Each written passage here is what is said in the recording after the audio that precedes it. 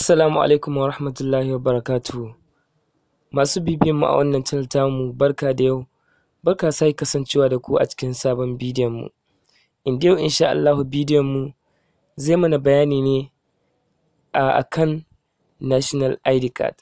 Kamar yadda kuka sani, kan 'yan Najeriya ya bugu dangane da matsalar National ID card, kasancewa gwamnati ta sanar da cewa za a kulle layukan kowa duk wanda bai linkin ɗin layin shi da National ID card ɗin shi ba.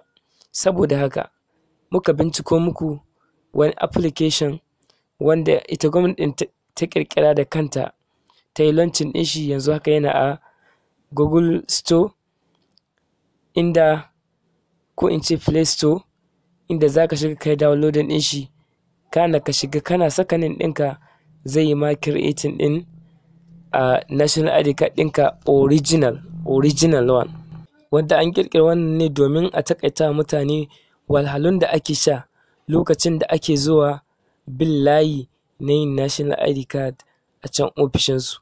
Shi yasa aka ƙirƙiro da wannan sabuwar hanya wadda za ka iya yi a wayarka cikin sauƙi, cikin 'yan mintuttuka ka yi ka ƙarasa ka gama ba tare da ka je ka wahala biyan layinka ba. Aikin da kake so ka yi ka tsayar da shi, ka taho ka bi layi kana wahala kana abubuwa dai ga su nan komai ya rikice ma.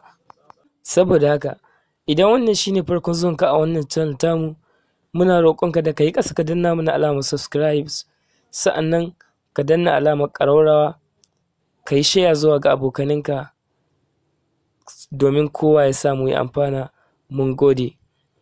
A bidiyon zai biyo gaba inda nake nuna muku yadda za a yi amfani da wannan application ɗin. Za ku ga cewa bidiyon wani wuri baya nunowa, yana rufewa. To wannan daga matsalar application ɗin ne.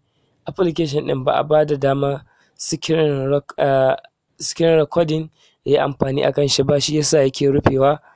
Saboda haka kawai dai za ku ji ina bayani ta yadda za ku yi, amma wani abu ba za ku gan shi ba.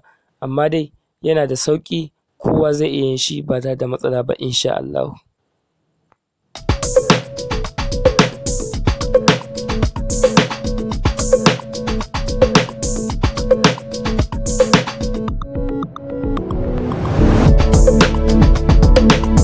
Yawwa, abinda za ka yi shine sai ka zo a nan Play Store.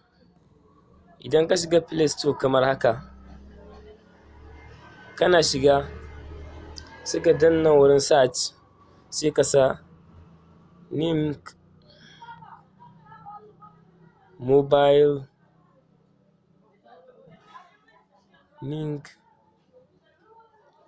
mobile ID. Kana sa haka ka yi searching ɗin keyword ɗin, za ka gan shi gashi nan sama ya fito kamar haka gashi. To ni da yake na riga na ɗauko shi, abin da zai yi kawai shine sai in zo sai in buɗe kamar haka. Ina buɗewa kamar haka, daga farko zai kawo ni zuwa wannan fuskar. Yana kawo ni wannan fuskar, abin da zan yi kawai shine sai in danna skip. Idan na danna skip sai in danna begin kamar haka. Gashi nan zan saka, sai nan wurin sai ka saka NIN number ɗinka. Gashi nan an ce please enter your 11-digit NIN below. Sai in yi misali, ni sai in zo in saka nawa kamar haka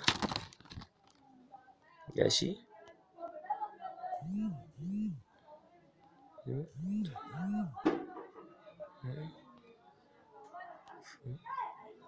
Sai in danna haka, sai in sake dannawa, sai in ƙara dannawa. Kuna gani? Sai in ƙara dannawa, ka ci gaba da dannawa sai ya daɗe. Yawwa, ka gani? Sai ka danna I agree.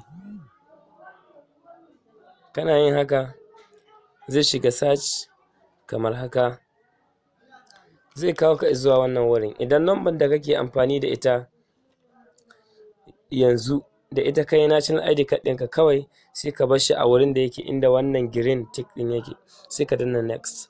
Idan kuma baka amfani da ita sai ka danna na ƙasa I no longer use this mobile number. Kana dannawa sai ka danna next.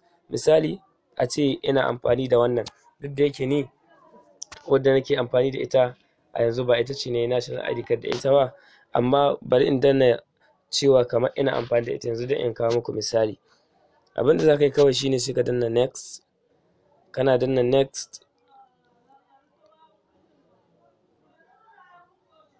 gashi zai kawo ka zuwa nan, ya ce an tura ma code OTP code zuwa ga wancan layin naka wanda ka yi national ID card da shi. Saboda haka idan lamba ita ce kake amfani da ita, kawai za ka duba wannan saƙon sai ka ɗauko OTP code ɗin sai ka saka a nan, shikenan sai ka yi proceeding. Za ka iya zuwa a yi ma printing ɗin national ID card ɗinka a dukkan wace wuraren masu kwamfuta ko wani wuri.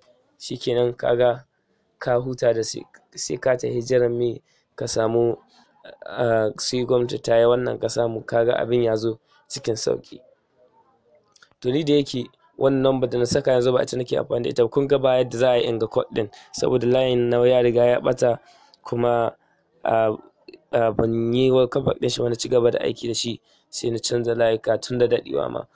To saboda haka kai idan aka turo ma sai ka saka, sai ka danna proceed, sai ka ci gaba ka gani nan ne zuwa ƙarshe ko kuma me. Saboda can baya idan ka danna wurin da aka saka I'm not to longer use this mobile phone na ƙasa ɗin nan kenan, to za su ce ma sai ka je ofis ɗinsu ka yi updating ɗin number ɗinka, ka yi updating ɗin number ɗinka, ka canza number, sa'annan za ka iya dawowa nan sai ka yi wannan proceeding ɗin misali.